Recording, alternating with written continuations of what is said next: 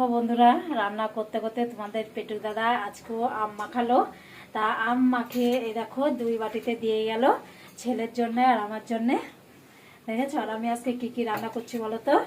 আজকে হলো ঝিঙে, এ দেখো চেকচি করলাম। এখানে ডাল সিদ্ধ করে রেখেছি, এ দেখো। এখানে ভাত বসানো আছে, এখানে আমের টক বসিয়েছি।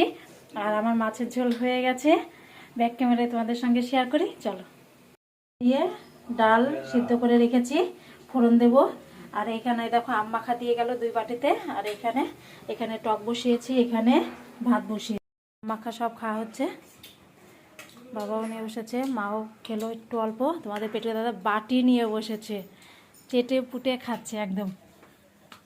দেখো ফাঁকা, দেখেছো? বলো, হেবি সুন্দর।